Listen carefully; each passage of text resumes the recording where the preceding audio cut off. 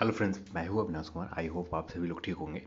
तो यहाँ पर बात करने वाले हैं बीपीएससी इन्फोर्समेंट सब इंस्पेक्टर के मेंस एग्ज़ाम डेट के ऊपर और इसकी रणनीति के ऊपर। तो दोनों चीज़ जानेंगे आपको किस तरह से प्रिपरेशन करना है। ये बहुत इंपॉर्टेंट होने वाला है आपके लिए वीडियो। तो इस वीडियो में सब कुछ जानने वाले हैं। चैनल पर आप नए तो चैनल को सब्सक्राइब कर लें। तो यहाँ पर सबसे पहले बात करें तो इन्फोर्समेंट सब इंस्पेक्टर के संभावित एग्ज़ाम डेट क्या होंगे। एग्ज़ाम डेट ऑफिशियली या अनऑफिशियली किसी भी तरह के कोई भी एग्जैक्ट एग्ज़ाम डेट निकल कर नहीं मिल पा रहा है, कोई भी इंफॉर्मेशन नहीं मिल पा रहा है किस डेट को मेंस एग्ज़ाम लिए जाएंगे। पर इतना जानकारी है कि इसका मेंस एग्ज़ाम के ऑफिशियल नोटिफिकेशन आपको ऑफिशियल वेबसाइट के ऊपर ऑफिशियल जब एग्ज़ाम डेट अनाउंस किए जाएंगे, ये 18 जुलाई से लेकर 21 से 22 जुलाई के बीच में आपका ऑफिशियली तौर पर आपका कंफर्म हो जाएगा कि किस डेट को मेंस एग्ज़ाम लिए जाएंगे। 18 जुलाई से हो सकता है कि एक दो दिन पहले ही आपको पता चल जाए, पर जो भी डेट निकल कर रहा है ऑफिशियली तौर पर, ये यानी कहा जा सकता है कि अगस्त किस डेट को कहा जाए, कोई भी डेट एग्जैक्ट इन्फॉर्मेशन में नहीं है। यदि मिड अगस्त देखें तो मिड अगस्त को ही आप 15 अगस्त मिल जाएंगे, फिर 22 को रक्षाबंधन है। तो यहाँ पर जहाँ तक जो संभावना होंगे थर्ड वीक में जो 22 अगस्त है, शायद आपको 22 अगस्त ही मेंस एग्ज़ाम हो जाए या सितंबर में फर्स्ट वीक भी देखने को मिल सकता है। पर इतना मैं कंफर्म कहूँगा कि 18 से लेकर 22 जुलाई के आसपास ऑफिशियली कंफर्म हो जाएंगे आपका मेंस एग्ज़ाम डेट। इसके जो एग्ज़ाम लेटर हैं ये जारी हो चुके हैं और इतना समय में लगभग डिस्ट्रिक्ट एडमिनिस्ट्रेशन की ओर से 22 जुलाई आते आते आयोग की ओर यहाँ पर कंफर्मेशन मिल जाएंगे। आयोग को जो डेट आयोग ने प्रस्तावित किया उस डेट को कंफर्मेशन मिल जाएंगे डिस्ट्रिक्ट एडमिनिस्ट्रेशन से और एग्ज़ाम ले लिए जाएंगे। पर जो भी हो, एग्ज़ाम डेट अनाउंस होने के बाद 30 से 35 दिन, ज़्यादा से ज़्यादा 40 दिन आपको समय मिलेंगे प्रिपरेशन के लिए। तो अब आते हैं इस वीडियो में इंपॉर्टेंट पार्ट पर। अब आते हैं इस वीडियो को इम्पॉर्टेंट सेक्शन पर। बहुत ही ज़्यादा इम्पॉर्टेंट होने वाला आपके एग्ज़ाम के लिए। जो भी समय 40 दिन हो या 30 दिन हो या 35 दिन हो, जो भी समय आपके पास ऑफिशियल एग्ज़ाम डेट अनाउंस होने के बाद जो भी समय मिलता है, जो भी समय मिलेगा 30 से 40 दिन आपको समय मिलेंगे अनाउंस होने के बाद। एग्जैक्ट डेट हमारे पास नहीं कि जो बता दिया जाए, पर यहाँ पर बात करते हैं ये इंपॉर्टेंट होने वाला। तो यहाँ पर मेंस एग्जाम होंगे। मेंस एग्जाम में आपको दो तरह के पेपर होंगे। हिंदी, यहाँ पर सिर्फ आपको क्वालिफाई करना है। हिंदी की बात करें 200 अंक के होंगे, 100 प्रश्न पूछे जाएंगे, आपको 30% स्कोर करना है। अब यहाँ पर बात करें तो यहाँ पर कुछ बेसिक हिंदी ग्रामर आप एक बार भी पढ़कर चले जाते हैं तो आप 40% प्लस स्कोर आप आसानी से कर लेंगे। तो यहाँ पर एक बार पढ़कर जाएं, जो ज़्यादा आपको दिक्कत ना आए। यहाँ पर इंपॉर्टेंट टॉपिक की बात करें, समास देख सकते हैं, संधि विच्छेद देख सकते हैं, एक शब्द का नेक्स्ट शब्द, विपार्थक शब्द, ये कुछ इंपॉर्टेंट है। अब यहाँ पर कुछ राइटर के नाम आप देख कर चले जाए। अब यहाँ से आपका सारा काम बन जाएगा। हिंदी एक बार आप पढ़ कर जाएं, बिना पढ़े ना जाएं। एग्ज़ाम हॉल में सारे लोग हिंदी को थोड़ा इग्नोर करके चलते हैं, क्योंकि यहाँ पर किसी तरह से तुक्का भी लगाने के बाद आपको 30% आता है। पर कभी कभी लक खराब होता है, किस्मत खराब होता है, तो 30% स्कोर करना बहुत मुश्किल हो जाते हैं। आप तो मेंस एग्जाम के पेपर 2 में आपने 85% कर लिया, पर हिंदी सेक्शन में आपका स्कोर 30% भी नहीं हो पाता है। कभी कभी ऐसा हो जाते हैं। तो यहाँ पर हिंदी को एक बार पढ़ कर जाए, ये सजेशन मेरे ओर से। अब बात करते हैं सेकंड पेपर। सेकंड पेपर में कुछ बदलाव है। जैसे आप मेन से पेपर बिहार एसआई के देखें तो यहाँ पर कुछ यहाँ पर चेंजेस है। जैसे यहाँ पर एक एक्स्ट्रा टॉपिक है नागरिक शास्त्र। यहाँ से बात करें तो नागरिक शास्त्र आपको विशेषकर ध्यान देना है। यहाँ पर भारतीय संविधान को तो देखना ही है, पर यहाँ पर साथ में कुछ एक्स्ट्रा टॉपिक मिल जाते हैं। टाइप्स ऑफ गवर्नमेंट के बारे में आपको कुछ नॉलेज आपको रखना होगा। यहाँ पर नागरिकता के ऊपर आपको पढ़ना होगा। एक बार नागरिकता तो आपने संविधान में पढ़ रखा है, तो यहाँ से आपका काम बन जाता है। तो यहाँ पर आपको विशेषकर अलग से तो ध्यान नहीं देना है, पर कुछ फॉर्म, गवर्नमेंट के जो फॉर्म्स है, कितने टाइप का गवर्नमेंट है, इन्हें आप एक बार देख लें। किस देश में किस टाइप के गवर्नमेंट फॉर्म चल रहे हैं, जैसे स्विट्जरलैंड के बारे में जान लें, यूएसए के गवर्नमेंट फॉर्म के बारे में जान लें, ब्रिटेन के गवर्नमेंट फॉर्म के बारे में जान लें, इंडिया के आप जानते ही हैं। तो ये कुछ आप जो एग्जाम्पल होंगे, जो गवर्नमेंट फॉर्म के एग्जाम्पल होंगे, जैसे रूस के अलग हैं, स्विट्जरलैंड अलग है पूरी तरह से, भारत वह अलग है। तीनों में गवर्नमेंट के जो चल रहे हैं, ये तीनों के तरीके बहुत अलग हैं। तो यहाँ पर इनके बारे में आप जान लें, तो ये बहुत इंपॉर्टेंट होंगे। और इनके कुछ एग्जाम्पल आप देख लें, यहाँ से प्रश्न बनेंगे और ये आपको देखना होगा। फिर इसके बाद बात करें लोकतंत्र के ऊपर कुछ इनके जितने भी कुछ इम्पोर्टेंट किसी ने कुछ कहा है, इसके ऊपर किसने क्या कहा है, किसने कुछ थ्योरी दी है, ये चीज़ आप विशेषकर ध्यान दे दें। फिर इसके भारतीय संविधान, आपने भारतीय संविधान में आपको जो पढ़ना है विशेषकर बात करें तो यहाँ पर लोकल जो गवर्नर है, जैसे गवर्नमेंट है, लोकल गवर्नमेंट, जैसे जो लोकल लेवल पर जो आपको पंचायती राज के ऊपर, पंचायती राज आप विशेषकर ध्यान देकर पंचायती राज, नगर पालिका और स्टेट गवर्नमेंट के ऊपर विशेषकर ध्यान देंगे और यहाँ से प्रश्न बनेंगे मैक्सिमम चांसेस। ये सेक्शन बहुत ज़्यादा इंपॉर्टेंट सेक्शन होगा। इलेक्शन कमीशन, चुनाव के बारे में देख लें और चुनाव के बाद इलेक्शन कमीशन के ऊपर देख लें, चुनाव की प्रक्रिया के ऊपर देखें कि हर जैसे कुछ चुनाव की प्रक्रिया जो है इनके ऊपर आप विशेषकर ध्यान दे दें और यहाँ पर एक बार गूगल से पढ़ लें या यूट्यूब से पढ़ लें, जहाँ से आपको ये टॉपिक्स मिल जाए, ये टॉपिक एक बार कम से कम पढ़ कर जाए, क्योंकि आपके दिमाग में आपका बना रहे कि कम एग्ज़ाम में आपको कोई दिक्कत ना है। तो ये आपका सिलेबस में एक थोड़ा सा नया है और ये आपको विशेषकर ध्यान देना होगा। बात करें समान विज्ञान, तो समान विज्ञान बहुत ही इंपॉर्टेंट सेक्शन है और यहाँ पर जो आपको समय बचाकर, जैसे आपको दो सेक्शन, फिजिक्स है, केमिस्ट्री है एंड बायो है, तो यहाँ पर आपको फिजिक्स और केमिस्ट्री से समय बचाकर बायो सेक्शन के ऊपर विशेषकर ध्यान देना है। लुसेंट से आप बायो कर रहे हैं तो लुसेंट से करें, या लुसेंट के साथ साथ कोई भी बायो के एमसीक्यूज बुक या प्लेटफॉर्म के आप बुक, आपके पास एमसीक्यूज है या लुसेंट का एमसीक्यूज है, पर मेरे हिसाब से प्लेटफॉर्म थोड़ा सा ठीक होगा। प्लेटफॉर्म का कुछ टॉपिक आप इग्नोर कर सकते हैं बायोलॉजी से, कुछ टॉपिक आप अपने हिसाब से देख लें कि किस टॉपिक को इम्पॉर्टेंट जो लग रहा है उन टॉपिक के ऊपर, जैसे पाचन तंत्र, डाइजेस्टिव सिस्टम के ऊपर, और देख सकते हैं विशेषकर एंडोक्राइन सिस्टम के ऊपर आप विशेषकर ध्यान दे दें। फिर उसके बाद ह्यूमन न्यूट्रिशन के ऊपर आप ध्यान दे दें। यहाँ से प्रश्न ह्यूमन न्यूट्रिशन से सब प्रश्न बनेंगे, इनसे कमी, जो विटामिन से कमी, इनसे कौन से रोग होते हैं, डिजीज होते हैं, ये बनेंगे। सारे विटामिन के उसका स्पेसिफिक काम क्या है, ये बनेंगे प्रश्न। तो ये बहुत इंपॉर्टेंट सेक्शन है। और बीमारी, डिजीज से संबंधित कुछ प्रश्न बनेंगे, तो ये आपको इंपॉर्टेंट है। और बायोलॉजी के ऊपर विशेषकर ध्यान दें। केमिस्ट्री की भी बात करें, केमिस्ट्री के कुछ चैप्टर के ऊपर ध्यान दें, पर बायोलॉजी के मैक्सिमम चैप्टर के ऊपर, 5 किंगडम के ऊपर भी जाना होंगे। यहाँ से 5 किंगडम के ऊपर से एग्जाम्पल आ जाएंगे, आपको बनेगा। मोनेरा के एग्जाम्पल पूछ दिए जा सकते हैं। फिर तो ये सेक्शन बहुत ही ज़्यादा इंपॉर्टेंट है, 5 किंगडम। और 5 किंगडम बहुत ही ज़्यादा इंपॉर्टेंट है। कम से कम 5 बार भी रिवीजन करके चले जाएं तो आपको कुछ काम बन जाएगा। अब यहाँ पर रिवीजन करना, क्योंकि ये बहुत ज़्यादा कन्फ्यूजन होता है और बहुत अजीब अजीब नाम होते हैं जो याद करने में बहुत कठिनाई होते हैं, और यहाँ पर बार बार पढ़ेंगे तब जाकर कुछ बनेगा काम एग्जाम हॉल में।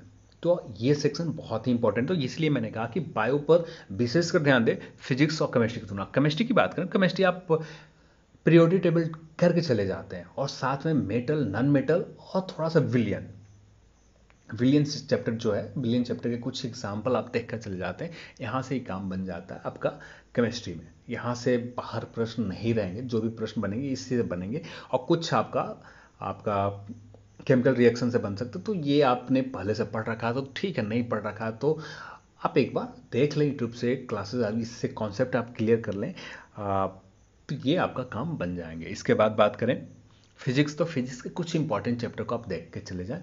लाइट, बीमा, जो आप बीमा देख लें, फिर यूनिट देख लें, ये कुछ इंपॉर्टेंट चैप्टर देख लें। और 3 से 4 चैप्टर ही इंपॉर्टेंट है फिजिक्स के, और यहाँ से ही मैक्सिमम प्रश्न बनते हैं। अब यहाँ से सारे प्रश्न आप डील कर आ जाएंगे, यहाँ पर कोई ज़्यादा दिक्कत आपको नहीं आएंगे।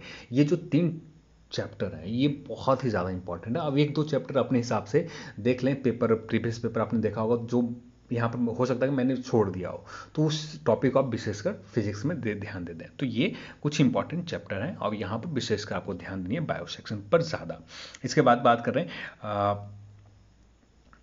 समान अध्ययन। समान अध्ययन में बहुत सारे टॉपिक आते हैं, इसका ब्रॉड सिलेबस आ जाता है, तो स्टैटिक पार्ट भी आपको ध्यान देने हैं। जैसे समान अध्ययन में की बात करें तो जितने भी भारत के वैधानिक संस्था या संवैधानिक संस्था हो, चाहे जैसे वैधानिक संस्था की बात करें, इलेक्शन का संवैधानिक संस्था की बात करें पहले, तो इलेक्शन कमीशन हो गए, तो इसके ऊपर आपको विशेषकर ध्यान देना है बहुत ही ज़्यादा। चाहे एससी आयोग हो या एसटी आयोग हो, इनके गठन कब किए गए थे, किस एक्ट के द्वारा गठन किए गए थे, इनसे संबंधित अनुच्छेद और ये डेट के साथ आपको याद रखना है किस डेट को कब सेटअप किए गए। जैसे के खादी ग्रामोद्योग उद्योग के कब सेटअप किए गए ये आपको ध्यान देना है। इसरो के बारे में, भेल के बारे में, टोटल महारत्न कंपनियां कितनी है भारत में, तो ये आपको याद रखना है। और कब सेटअप किए गए, ये महारत्न की कॉन्सेप्ट कब लाए गए, कब पहली बार इसे दिए गए, ये चीज़ आपको याद रखनी है। तो ये स्टैटिक पार्ट आपको विशेषकर आपको ध्यान देना है। तो सामान्य अध्ययन में फिर इसके बाद बात करें यहाँ पर इन्वायरमेंट और इकोलॉजी, सामान्य अध्ययन में ही हम लोग ले लेते हैं। तो इन्वायरमेंट और इकोलॉजी बहुत इंपॉर्टेंट है और यहाँ से अप्रॉक्स मान के चले कि 5 से 7 प्रश्न रहेंगे ही। अब यहाँ पर आप जैसे आप करना चाहें, यूट्यूब से आप करना चाहें या आपके पास कोई पतले से बुक है, ज़्यादा आपको डेप्थ में नहीं जाना है। यहाँ पर जैसे एक चैनल जो इसी नाम से चैनल एजुकेट एकेडमी के नाम से चैनल है, जो जहाँ पर मैंने एक पीडीएफ डाल रखा है, मुश्किल से 22 से 23 पेज हैं। और यदि आप उस पीडीएफ सेक्शन में जाकर खोजें तो वहाँ पर आपको एक घटना चक्र के, अब एक नोट्स टाइप का आपको पतली सी बुक का, उसमें 22 पेज के, बहुत इंपॉर्टेंट बुक है। आप हो सके तो एक बार पढ़ कर दोनों बुक को, घटना चक्र के पीडीएफ है उसमें लगभग 20 से 22 पेज हैं और एक में 30 पेज के समथिंग है। तो दोनों आप आसानी से एक बार करके चले जाते हैं, बहुत ज़्यादा हेल्पफुल होंगे एग्जाम में। तो ये सेक्शन आप विशेषकर आप ध्यान देकर जाए एग्जाम हॉल में। फिर इसके बाद बात करें भारतीय इतिहास, तो भारतीय इतिहास और भारतीय भूगोल, यहाँ से प्रश्न की संख्या लगातार कम रहे, मेंस एग्जाम में भी कम रहे। तो भारतीय इतिहास से बात करें तो 12 से 15 के आसपास रहेंगे प्रश्न। साइंस से बात करें तो साइंस में 20 प्लस ही प्रश्न रहेंगे। स्टैटिक पार्ट की बात करें, समान अध्ययन से बात करें, यहाँ पर भी 15 प्लस प्रश्न रहेंगे, कम नहीं रहेंगे। ठीक है, समान अध्ययन से। तो भारतीय इतिहास की बात करें तो भारतीय इतिहास प्राचीन इतिहास की बात करें, एंशिएंट हिस्ट्री की बात करें सबसे पहले, तो एंशिएंट हिस्ट्री में आपको साउथ इंडिया के जो भी साम्राज्य हुए, इनके जो राजा हुए, इनके राजाओं के नाम याद रख ले और किस समय में इनका समय, जो क्रोनोलॉजी, इनका समय क्या है, ये आप याद रख लें। और किस साम्राज्य से बिलोंग कर देते हैं ये याद रख लें। यदि कोई इंपॉर्टेंट राजा हुए, इनके काम क्या रहा ये याद रख लेते हैं तो आपका काम बन जाएगा। और शुरुआती चैप्टर में सिंधु सभ्यता आप देख लें, हड़प्पा सभ्यता देख लें, और कुछ जो धर्म से संबंधित हुए, जैन धर्म, बौद्ध धर्म, जो भी हुए धर्म से संबंधित, उनके बारे, जो धर्म से संबंधित जो भी लुसेंट सेक्शन में, सिर्फ लुसेंट से बाहर नहीं जाना, सिर्फ लुसेंट में जितना दिया सिर्फ उतना ही देख लें और कोशिश ये करें 2 से 3 बार रिविजन कर लें और काम बन जाएंगे यहाँ पर इस चैप्टर के लिए। और मौर्य वंश, गुप्त वंश, ये बहुत बार आपने लोग, मैक्सिमम लोग पढ़ कर जाते हैं और यहाँ पर आयोग को पता है, तो आयोग यहाँ से प्रश्न लगातार देखें तो लगातार कहीं भी प्रश्न नहीं बन रहे। यहाँ से प्रश्न बनते, बड़े एग्जाम में बनते, तो वो पूरी तरह से कॉन्सेप्चुअल होते हैं, पूरी तरह से डेप्थ में होते हैं। तो जो आपको कम से कम बहुत अच्छा पढ़ रखा है ये चैप्टर, तब जाकर आप काम होते हैं। यहाँ पर ये इंपॉर्टेंट सेक्शन है, ये आप ध्यान देकर जाएं। और यदि बात करें मौर्य समाज से, मौर्य एम्पायर से, मौर्य साम्राज्य से जो देखना है, तो इनके एडमिनिस्ट्रेशन लेवल के जो भी काम हुए ये आप देखकर चले जाएं। इनके एडमिनिस्ट्रेशन लेवल के जो नाम संस्था हुए, उन संस्था का नाम और इनका काम क्या था ये आप देखकर जा सकते हैं। गुप्त में भी यही करें, गुप्त में भी विशेषकर आपको ज़्यादा ध्यान नहीं देने के, इनके संस्था, इनके समय में जो भी एडमिनिस्ट्रेशन लेवल से जो भी काम काज चलते थे। और सतवाहन भी इंपॉर्टेंट है, सतवाहन भी एक बार कम से कम पढ़ कर जाए। ये हो गए प्राचीन इतिहास। इसके बाद बात करें मेडिवल में आपको ज़्यादा विशेषकर इल्तुतमिश देख लेना है आपको एक बार। उसके बाद MBT और खिलजी भी देख लें, खिलजी भी इंपॉर्टेंट है, खिलजी बहुत ज़्यादा इंपॉर्टेंट है, खिलजी भी एक बार देख लें। बलबन के बारे में भी एक बार पढ़ लें, ये इंपॉर्टेंट चैप्टर है। जो कुछ बता रहा हूँ बस सिर्फ उतना ही। और लोधी वंश में सिर्फ सिकंदर लोधी को देख लें। और आखिरी युद्ध स्टैटिक के तौर पर आप याद कर लें, इब्राहिम पानीपत की युद्ध एग्जैक्ट डेट के साथ, 21 अप्रैल 26 यानी 1526, ये एग्जैक्ट डेट के साथ आप याद रखें तो आपको बहुत काम बनेगा। तो यहाँ पर कुछ स्टैटिक पार्ट का आपको विशेषकर ध्यान देना है। फिर इसके बाद बात करें मुगल में, आपको विशेषकर शेरशाह सूरी के जो समय है ये आपको देख लेना, अकबर के बारे में थोड़ा जान लेना है, बस इतना ही प्रश्न बनेगा, इससे बाहर नहीं। और मेडिवल हिस्ट्री के थोड़ा सा आप जितने भी लिटरेचर हुए, जो भी प्रमुख हुए, चाहे चच्चरनामा के फारसी में अनुवाद किसने किया या इंग्लिश में अनुवाद किसने किया, बाबरनामा को अंग्रेजी में अनुवाद किसने किया, हिंदी में अनुवाद किसने किया, ये या फारसी में अनुवाद किसने किया, ये चीज़ आप विशेषकर ध्यान दें। यहाँ से प्रश्न बनेंगे, ये इंपॉर्टेंट सेक्शन है। पूर्व के हैमर किसे कहा जाता है, पूर्व का पेप्स किसे कहे जाते हैं, तो ये चीज़ें आप विशेषकर ध्यान दें और यहाँ से प्रश्न बनेंगे और अच्छे खासे प्रश्न बनेंगे। तो ये आपका इंपॉर्टेंट सेक्शन हो जाता है। और मॉडर्न हिस्ट्री की बात करें तो मॉडर्न हिस्ट्री में बहुत ज़्यादा पढ़ने के लिए, बहुत ज़्यादा है। तो यहाँ पर आप विशेषकर आप थोड़ा सा आप ध्यान देते हैं तो लुसेंट सेक्शन के, सिर्फ लुसेंट के मॉडर्न हिस्ट्री के जितने भी गवर्नर के काम दिया हुआ है, जो उनके संबंधित कुछ फैक्ट दिए हैं, सिर्फ उतना देखना है। और कांग्रेस से संबंधित कुछ इनके काम देखने, इनके अधिवेशन के बारे में जानने, अधिवेशन की एग्जैक्ट डेट के साथ उसके अध्यक्ष का नाम याद रखना, उनके जो भी कुछ निर्णय लिए गए उस अधिवेशन में, उस निर्णय के यदि कुछ इंपॉर्टेंट निर्णय हुआ तो उसका एग्जैक्ट डेट के साथ याद रखना है। यहाँ पर स्टैटिक तौर पर सीधे प्रश्न पूछे जा रहे हैं और मॉडर्न हिस्ट्री से अप्रॉक्स 2 से 3 प्रश्न पूछे जाते हैं इस टाइप के, एग्जैक्ट डेट के साथ पूछे जाते हैं। और जो कमीशन भी अंग्रेजी के समय में बने, उन सारे कमीशन के नाम, उनके किससे संबंधित है, ये भी आप ध्यान दे दें। और जितने भी विद्रोह हुए, चाहे 1857 के पहले के विद्रोह हो या 57 के बाद, यहाँ से सिर्फ नाम आपको याद रखना है, किससे संबंधित है वो विद्रोह, और साथ में थोड़ा सा विशेषकर एग्जैक्ट समय इनका क्या रहा। वह ये डेट तो यहाँ से नहीं पूछा जाता, पर समय पूछे जाते हैं, समय आप याद रख ले। और यहाँ पर 1857 के विद्रोह से संबंधित कुछ इंपॉर्टेंट डेट जो है, चाहे मंगल पांडे के फांसी को लेकर हो, या किस डेट को पहली बार विद्रोह किया गया, या बिहार में कब, किस डेट को स्पेशली बिहार में आंदोलन 1857 में स्टार्ट हुआ, तो ये याद रख लें। और ये इंपॉर्टेंट है, आपको विशेषकर आपको ध्यान देना है इंपॉर्टेंट स्टैटिक पार्ट में, क्योंकि यहाँ से 2 से 3 प्रश्न आपको सीधे तौर पर पूछे जाएंगे और सिर्फ लुसेंट ही देखना है वो, और ज़्यादा विशेषकर मॉडर्न हिस्ट्री में आपको देखने नहीं है। तो यहाँ पर भारतीय भूगोल में भी सिर्फ भारतीय भूगोल देखना है आपको।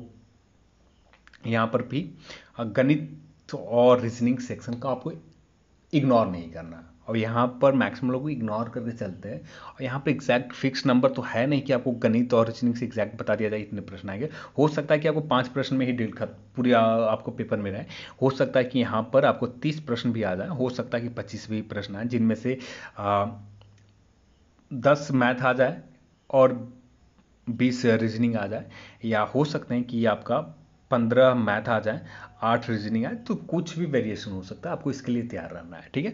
तो मैथ और रीजनिंग को एक बार, रीजनिंग को रिवीजन कर लें, मैथ को भी रिवीजन कर लें, बहुत इंपॉर्टेंट है। और भारतीय भूगोल की बात करें तो भारतीय भूगोल में जितने भी नेशनल पार्क हुए, या बायोडाइवर्सिटी हुए, या वर्ल्ड लाइफ सेंचुरी हुए, ये नाम याद रख लें, या टाइगर रिजर्व हुए, ये भी नाम याद रख लें, बहुत ही ज़्यादा इंपॉर्टेंट है। और यहाँ से 2 से 3 प्रश्न आ जाते हैं। और भारत में जितने भी औद्योगिक एरिया हैं, किस चीज़ के लिए फेमस है उस एरिया में, ये याद रख ले।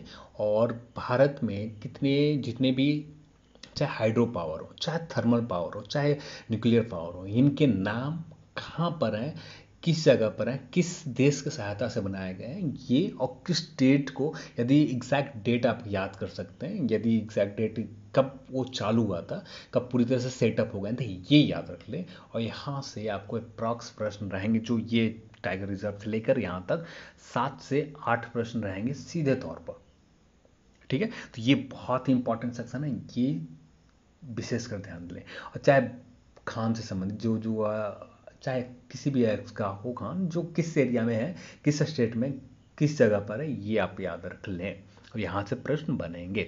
इसके बाद बात करें भारतीय भूगोल से ही, तो भारतीय भूगोल में आप विशेषकर थोड़ा सा आप अभी के समय में बात करें तो रेलवे से संबंधित जो भी पूछे जाएंगे, करंट अफेयर में जो चल रहे हैं, चाहे सड़क से संबंधित हो, चाहे परिवहन में जो भी हो, करंट अफेयर में जो चल रहे हैं, सिर्फ वहाँ से प्रश्न बनेंगे, इससे ज़्यादा विशेष नहीं बनेगा।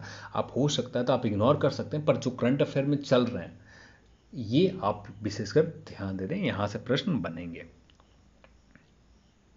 और जनजातीय भी इंपॉर्टेंट सेक्शन है, भारत की जनजातीय भी आप एक बार देख लें, और ये कुछ चैप्टर आप देख लेते काम बन जाता। तो यहाँ पर आपके पास उतना समय नहीं है कि आपको सभी चैप्टर को विशेषकर ध्यान देना है। यहाँ पर एक चीज़ भी आपको याद रखना है कि आपके हिसाब से क्या लगता है कि यहाँ पर किस चैप्टर में आप कमज़ोर हैं।